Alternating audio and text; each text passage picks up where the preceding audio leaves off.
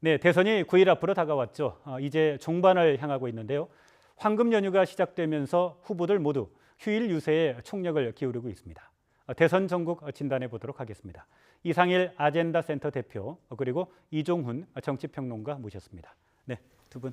안녕하세요. 네. 안녕하세요. 네. 대선 주자들 오늘도 전국 곳곳을 누비면서 그 막판 총력을 다하고 있는데요.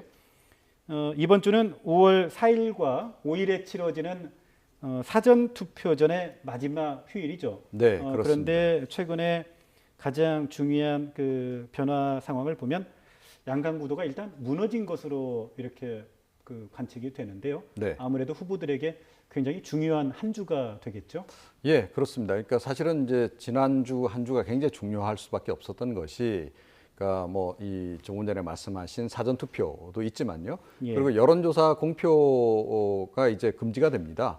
그래서 이제 오늘 내일 사이에 이루어질 이제 여론조사가 마지막 여론조사. 5월 3일부터 공표가 금지가 안 되죠. 됩니다. 예, 그래서 사실은 이제 이 보통 마지막 공표되는 그 여론조사 결과가 그러니까 잘 이 변화 그 이후에 변화가 좀 없었던 그런 관례가 좀 있습니다. 대선에서. 그래서 굉장히 중요할 수밖에 없었던 것이고, 그리고 또 TV 토론이 또 집중적으로 있었던 그런 주간이기도 했고요. 그래서 굉장히 중요한 그 한 주간을 보냈는데, 안철수 후보가 지지율이 약간 하락하는 것은 이번 주 지난주 초부터 약간 조짐이 나타났는데요.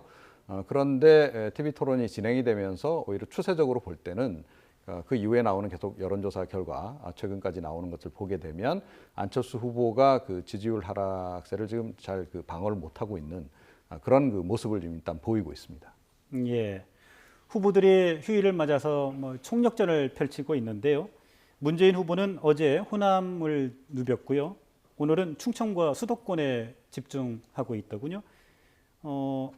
아무래도 집토끼를 좀 확실히 잡겠다 이런 전략으로 봐야 되겠죠. 네, 뭐 그렇게 보여집니다. 문재인 후보, 특히 이제 안철수 문재인 후보한테 호남은 상당히 중요한 어떤 전략적 지역입니다. 그래서 실제 그 안풍이라고 우리가 이제 불렀던 안철수 후보의 지지율 급등 현상 직전에 보면은 이제 국민의당 경선, 그 완전한 그 자유 경선 형태의 경선이 호남에서 의회의 흥행과 그 다음에 안철수 후보의 그 몰표, 그 고득표를 하면서 이렇게 국민의당이 어떤 흥행을 성공한 적이 있었는데요.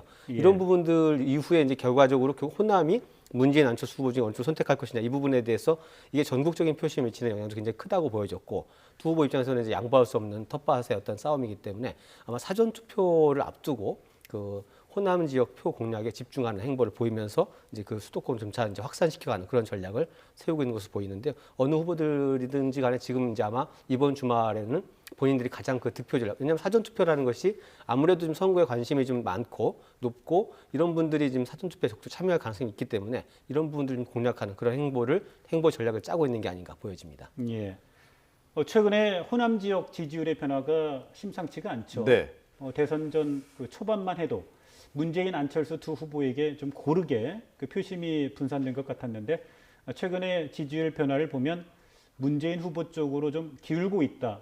이렇게 볼 수 있겠죠. 네, 그러니까 호남 지역에서 같은 경우에는 사실은 안철수 후보가 조금 더 앞섰던 그런 상황에서부터 시작을 했다라고 보는 게 좀 더 정확할 것 같습니다. 그런데 거의 비슷해지더니 이제는 완전히 이제 좀 기울어지는, 그러니까 문재인 후보 쪽으로 기울어지는 그런 그 양상을 보이고 있는데, 역시 이제 뭐 TV 토론에서 안철수 후보가 기대에 미치지 못한 모습을 보인 것, 그것이 이제 하나 작용을 했고요. 그리고 그와 이제 연동돼서 나타난 이제 보수표가 안철수 후보로부터 이렇게 이탈을 해서 지금 홍준표 후보 쪽으로 지금 모이고 있단 말입니다. 근데 홍준표 후보의 최근에 그 지지율 상승세가 이게 좀 예사롭지 않다는 거죠. 자, 이렇게 되면 호남 유권자들도 그럼 우리도 좀 누군가 될 만한 사람 한쪽으로 밀어줘야지, 안 그러면 또 저 자유한국당이 집권하는 거 아니냐라고 하는 우려감이 확산이 지금 확산이 되고 있는 그런 그 상황이 아닌가 이렇게 생각을 해요. 그래서 역시 저는 개인적으로 홍준표 후보의 최근의 지지율 상승이 호남 민심을 자극한 그것이 가장 결정적인 변수가 아니었나, 저는 그렇게 판단을 내리고 있습니다. 예, 그렇게 보고 계시는군요. 안철수 후보 어제는 충청 지역을 공략을 했고요. 오늘은 그 수도권을 공략하고 있는데요. 그런데 최근에 지지율이 좀 많이 빠진 곳이죠. 네, 이 지역이. 그렇긴 하지만 이제 이 부분, 그러니까 아마 아까 이제 문재인 후보의 동선도 말씀드렸는데 안철수 후보의 동선을 보면은 상당한 고민이 좀 읽히는 부분이 있습니다. 실제로 그 물론 이제 가장 표가 많은 지역이 수도권이니까 모든 후보가 뭐 전체적으로 종반전으로 갈수록 수도권에 집중할 수밖에 없는 예. 흐름인 건 맞는데 지금 사전 투표를 앞두고 아마 좋은 흐름이었다라고 하면 호남 그리고 오히려 이제 영남의 어떤 심장부를 공략하는 그런 행보가 좀 필요한 상황인데 이게 안철수 후보가 여러 가지 지금 이슈 대응에도 조금 미숙한 부분 또 토론에서의 좀 그 패착 이런 것도 있었지만 이 정체성 논란을 불러일으킨 이슈들이 많이 있었거든요. 예. 햇볕 정책이라든지 이런 것들에 대한 예민한 어떤 질문과 그런 공세들이 있다 보니까 오히려 지금 이게 호남과 영남을 피해서 충청과 수도권을 공략하는 지금 그런 전략을 쓰고 있는데 뭐 이런 부분들이 아마 물론 당연하게 모든 지역을 돌겠지만 그 사전 투표 직전 주말을 보낸 행보치고는 조금 이제 그 고민 속에서 이렇게 잘 잡힌 그런 어떤 동선이 아닌가 그런 생각이 좀 드네요. 예. 안철수 후보 한 주 만에 지지율이 6%나 그 6%포인트나 하락하면서 네. 20대 초반 지지율을 대체적으로 보이고 있는데요. 지지율이 어디서 빠졌는지 좀 분석을 해봤더니 50대 이상 그 중장년층과 그리고 수도권에서 많이 하락을 했더군요. 네, 그렇습니다. 그러니까 전반적으로 이렇게 연령대로 이제 우리가 보자면, 그러니까 중도 보수 성향이 비교적 강한 그 세대층이라고 볼 수 있지 않습니까? 예. 자, 그런데 이 층이 일단 그 안철수 후보를 문재인 후보에 필적할 만한 그런 상대가 아니다라고 지금 이제 약간 보기 시작한 것. 그것이 예. 좀 가장 큰 변수로 지금 작용을 하지 않나 이렇게 여겨지고요. 그리고 이제 수도권 같은 경우는 뭐 워낙 이제 혼전 지역이긴 합니다만 그래도 전반적으로는 약간 그 야성이 좀 그래도 좀 강한 지역 아니겠습니까? 살짝 강한 지역이다 이렇게 봐야 되는데, 예. 그러니까 그 야권 지역 내에서 이제 그 역시 그 어떤 후보로 갈 거냐 하는 그런 대목에서 이제는 결정을 좀 내려야 되는 그런 국면인데, 그러니까 문재인이냐 안철수냐 하는 그런 상황에서 그래도 문재인 쪽이 조금 더 가능성이 높다. 그리고 그쪽이 조금 더 그 안정적으로 갈 수 있는, 그러니까 정권 교체로 갈 수 있는 길이 아닌가 이런 판단을 좀 내리고 있는 것으로 이렇게 좀 판단이 됩니다. 예. 지난 주말까지 나왔던 여론조사를 대체적으로 종합해 보면 이제 문재인, 안철수, 양강 구도는 뭐 사실상 깨졌다. 이렇게 봐도 무방한 상황이죠. 지금까지 흐름 봤을 때 이 흐름 자체가 일방향으로 그러니까 안철수 후보의 지지율이 계속 하락하면서 뭐 일부 조사에서는 거의 문재인 후보와 이제 2배 차이, 더블 스코어 차이가 나기 때문에 예. 양강 구도는 깨졌다라는 분석이 좀 일반적이고요. 여기서 이제 과연 마지막 남은 이제 기간 동안에 과연 반등의 어떤 새로운 그런 흐름들이 나타날 수 있을까에 대한 관심은 있습니다만 현재까지 예. 흐름 봐서는 구도 자체가 공식 선거운동 시작된 직후까지 그 유지되던 양강 구도가 지금 깨지면서 1강 2중 이게 특히 2중은 이제 홍준표 후보의 아까 상승세 이런 예. 부분들을 아마 염두에 두면서 2중 구도로 형성되는 게 아닌가 이렇게 좀 분석되는 것이 일반적인 것 같습니다. 예. 안 후보 측에서 빠져나간 지지율이 홍준표 후보 쪽으로 급속하게 좀 쏠리는 듯한 현상을 보이고 있더군요. 네, 그렇습니다. 그러니까 모두가 다 그쪽으로 가는 것은 아닙니다. 그러니까 예. 안철수 후보를 지지하는 층 가운데서도 그러니까 좀 보수표가 있고 그래도 좀 그러니까 좀 선명성이 덜한 진보표도 일부 있거든요. 근데 그 선명성이 덜한 좀 일부 진보표 같은 경우에는 문재인 후보나 지금 심상정 후보 쪽에 오히려 더 관심을 갖는, 최근 들어서는 특히 심상정 후보에 조금 더 관심을 많이 갖는, 그래서 예. 그쪽으로 이동을 일부 좀 한 것 같고요. 그리고 이제 나머지 중도 보수 지형에서 이제 지지했던 분들 가운데 상당수는 그러니까 홍준표 후보 쪽으로 지금 다시 되돌아간, 그러니까 원래 그쪽에서 오신 분들이기 때문에 다시 되돌아간 이제 그런 형국이다 이렇게 이제 봐야 될 것 같습니다. 그런데 예. 지금 그래서 오히려 지금 관심사는, 그러니까 이중은 뭐 지금 1강 2중 구도는 뭐 거의 지금 뭐 형성이 된 게 맞는 것 같고, 2중 가운데 그럼 누가 1등을 하느냐, 누가 더 이기느냐 하는 건데, 예, 그러니까 누가 2등을 하느냐 그렇죠. 그거죠. 그러니까 전체판에서 이제 누가 2등을 하느냐 하는 건데, 오히려 지금 홍준표 후보가 상승세가 지금 생각보다 빠르기 때문에 조만간 이 골든 크로스 해서 이 안철수 후보가 3등으로 좀 떨어지는 거 아니냐라고 하는 전망도 지금 나오고 있는 그런 상황이죠. 예.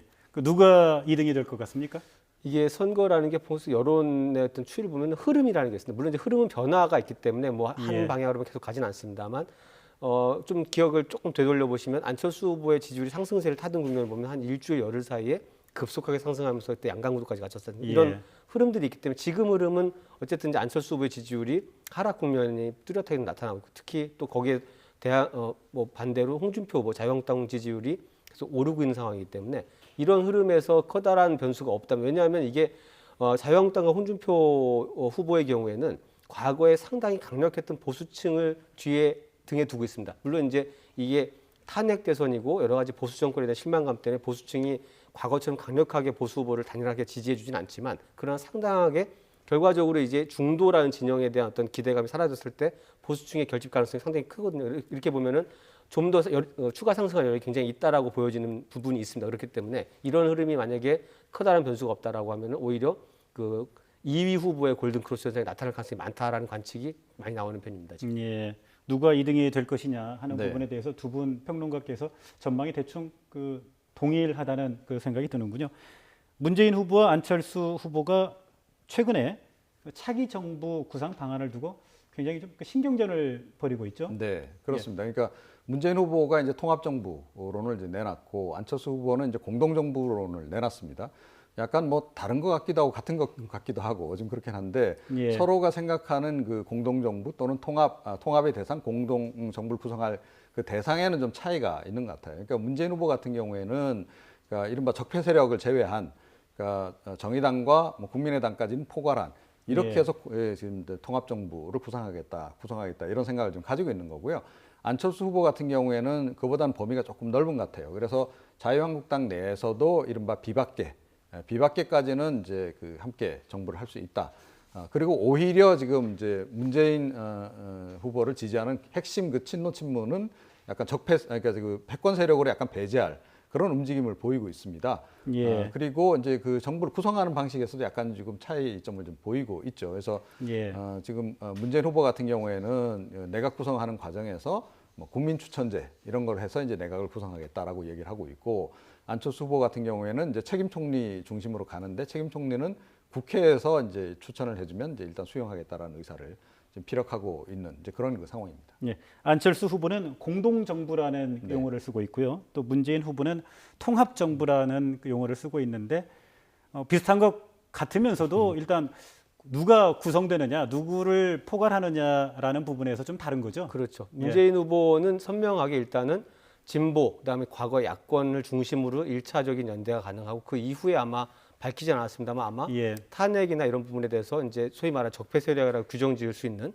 그런 세력을 제외한 2차 연대를 염두에 둔 걸 그런 어떤 형태의 공동정부론을 좀 더 구체적으로 이야기하면 안철수 후보 문재인 후보는 자유한국당 세력과는 연대하지 않겠다. 그렇죠. 정부를 물론 이제 구성하지 거기에서도 않겠다라는 자유한국당 입장이고요. 내에서도 이후에 어떤 입장 변화에 예. 따라서는 뭐 그 아마 부분적인 어떤 연대는 예. 열어둘 걸로 보여집니다만 어쨌든 1차적으로는 자유한국당을 배제한 연대 그렇게 보면은 사실 안철수 후보 쪽 국민의당은 오히려 문재인 후보와 그다음에 그 친문 세력을 패권 세력이라고 해서 이렇게 배제하고 있는 반면에 예. 국민의당과 정의당을 지금 민주당 입장에서는 1차적인 연대 대상으로 하고 있거든요. 그러다 보니까 예. 오히려 이 안철수 후보 쪽에서 얘기하는 공동정부론 이 부분이 폭이 더 좁아지는 문제가 생깁니다. 왜냐하면 문재인 쪽을 배제하고 그다음에 또 자유한국당의 탄핵 패권 세력도 또 배제하다 보니까 오히려 이렇게 협소한 어떤 공동정부 그 그림 형태가 되기 때문에 이 부분에 대해서 서로 간에 지금 제가 논란을 벌이고 있습니다만 폭 자체는 좀 말보다는 좀 좁게 그려지는 형태입니다. 예. 사실상 안철수 후보는 자유한국당 세력까지 포괄하는 좀 더 이게 넓은 의미의 그 공동정부 구상을 얘기하는 거죠. 네, 그렇습니다. 그러니까 예. 자유한국당 내에서 하지만 이제 패권 세력은 배제하겠다고 했기 때문에 예. 친박은 이제 계속 이제 패권 세력이라고 비판해오지 않았습니까? 예. 친박 그리고 이쪽에 친노 친문은 패권이다라고 안철수 후보는 계속 얘기를 해왔기 때문에 그렇게 보자면 이제 자유한국당 내에서는 친박계를 제외한 이른바 이제 비박계들까지 이제 포괄해서 이제 공동정부를 만들어 보겠다. 그리고 이제 김종인 전 대표 뭐 아시겠지만 과거에 사실은 좀 보수 지형에 그동안 계속 정치를 하셨던 분 아닙니까? 예. 그래서 김종인 전 대표를 중심으로 해서 그런 그 큰 그림을 다시 한번 그려보겠다. 그래서 지금 이제 떨어지는 그렇죠. 지지율을 좀 예. 보충을 해서 다시 한번 반전을 노려보겠다. 이런 그 계획인 것으로 보입니다. 아닌 게 아니라 안철수 후보가 공동정부 구상과 함께 이제 김종인 전 민주당 그 비대위원장을 영입을 했고요. 김종인 전 비대위원장이 오늘 기자회견을 열고 사실상 안철수 후보 지지를 선언을 했어요. 그런데 이 카드가 과연 안 후보의 추락하는 지지율을 좀 회복할 수 있을지 이게 좀 관심이 가는데요. 어떻게 보십니까? 지금 이제 종반전에 다른 변수들이 많이 사라지면서 이제 김종인 전 대표와 그 안철수 후보의 연대 이 부분이 주목을 받고 있습니다만 사실상 이제 지금 그 파괴력은 크기는 어렵다라는 관측이 많습니다. 왜 그러냐면은 예.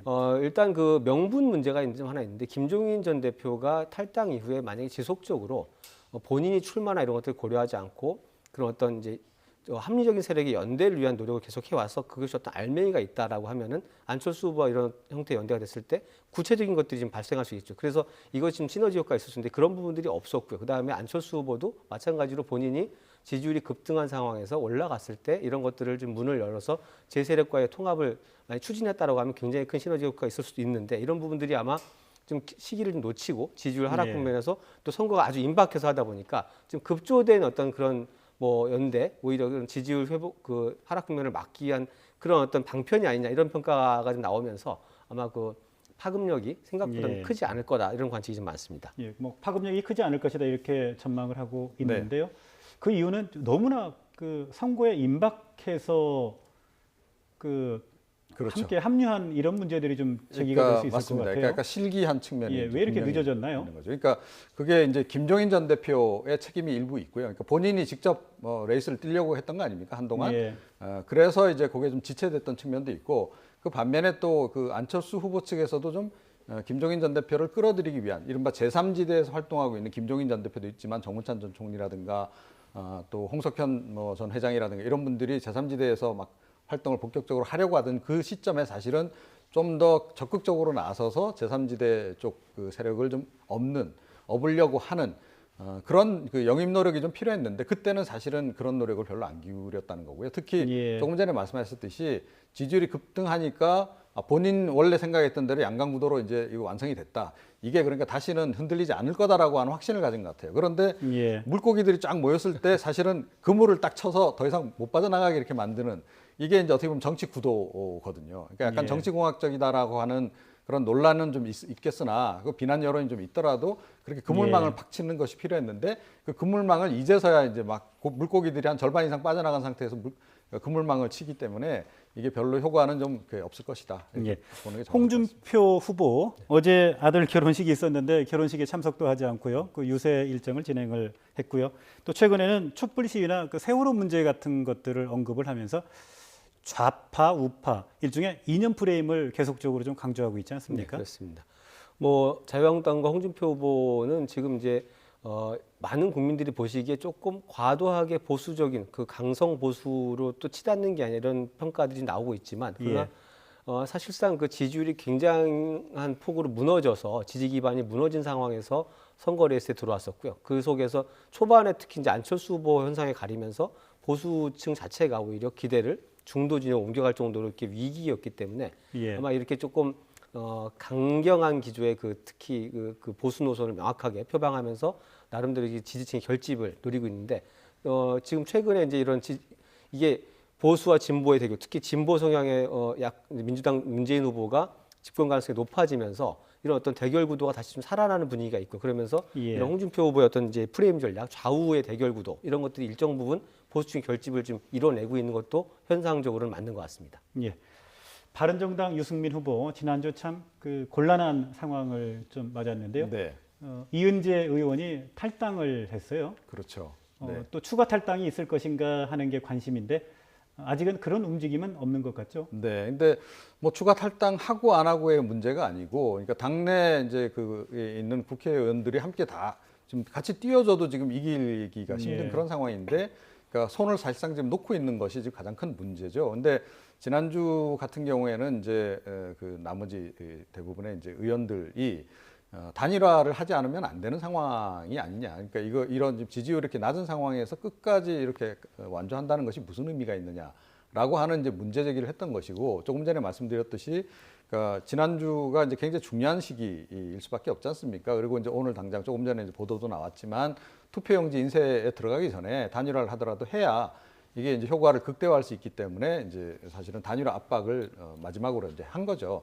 했는데 예. 유승민 후보가 결국 이제 응하지 않았습니다. 저는 유승민 후보가 이 단일화 요구에 응했어야 한다라고 좀 보긴 해요. 그런데 어찌됐건 이제 이렇게 된 상황이 되면 이제 남은 기간 동안은 어쩔 수 없죠. 그러니까 뭐 추가 탈당이라고 하는 것도 뭐 부분적으로는 있겠으나 뭐 추가 탈당 일부 이제 자유한국당으로 예. 들어간 분이 있을 테고 나머지 분들은 뭐 완주하는 유승민 후보를 중심으로 해서 일단 뭐 끝까지 지지율을 높이기 위해서 좀 노력을 하는 수밖에 없는 그런 그 상황으로 이제 가는 건데요. 그런데 이 부분도 사실은 그러니까 그 안철수 후보 쪽에서 조금 더 적극적으로 접근을 했어야 하는 거 아니냐라고 하는 얘기가 일각에서 좀 나오고는 있습니다. 예. TV 토론회를 거치면서 가장 큰 이득을 본 후보가 아무래도 그 정의당 심상정 후보가 아닐까 싶은데요. 실질적으로 지지율에도 큰 변화가 있었고요. 네. 이제 TV 토론회가 한 번 남았죠. 심상정 후보의 상승세 계속될 수 있을까요? 네, 뭐 각종 TV 토론에서 가장 토론을 잘한 후보로 공통적으로 지금 꼽히고 있고요. 그러면서 예. 지지율 상승해서 최근에 그 두 자릿수에 육박하는 지지율까지 나오고 있습니다. 아마 조금 전에 이제 이종훈 박사님 바른정당 얘기해 주셨는데, 바른정당이 어떻게 보면은 유승민 후보의 단일화 이전에 만약에 정말 정당이 함께 막 뭉쳐서 제대로 뛰었다라고 하면은 오히려 정의당을 보면서 지금 뒤늦게 지금 당이 움직이는 게 아닌가 싶을 정도로 정의당 심상정 후보의 지지율이 상승세가 뚜렷한데요. 이 부분에서 아마 굉장히 지금 행복한 어떤 비명을 지를 것 같은데, 문제가 고민이 한 가지 있는 게 뭐냐면 심상정 후보의 지지율은 이 문재인 후보의 지지율과 일정 부분 이제 중첩되는 부분이 있습니다. 그래서 예. 이게 문재인 후보의 지지율이 안정적으로 이렇게 2위와 격차를 많이 벌리면서 갈 때는 좀 편안하게 아마 진보 성향 유권자들이 심상정 후보 정의당을 지지할 수 있는 이제 여건이 마련될 텐데요. 이게 또 너무 올라가다 보면 문재인 후보의 이게 지지율이 위험해지는 거 아니냐, 이런 어떤 분석이 나올 때는 또 예. 도로 좀 빠지는 부분도 있기 때문에 아마 그런 어떤 조정을 겪겠습니다만, 그래도 이건 정말 이 토론이나 이런 것들도 후보의 역량을 가지고 지지율을 상승시켰다는 측면에서 볼 때 굉장히 좀 주목할 만한 현상인 것 같고요. 이런 부분들이 아마 유권자들이 그런 것을 실제로 좀 화답을 해주는 그런 현상으로 나타난 부분이기 때문에 아마 이번에 굉장히 이례적이고 주목할 만한 현상으로 좀 나타나지 않겠나, 이렇게 보여집니다. 예. 지금까지 이상일 아젠다 센터 대표, 이종훈 정치평론가 모시고 전국 이야기 나눴습니다. 네, 오늘 두 분 말씀 감사드립니다. 네.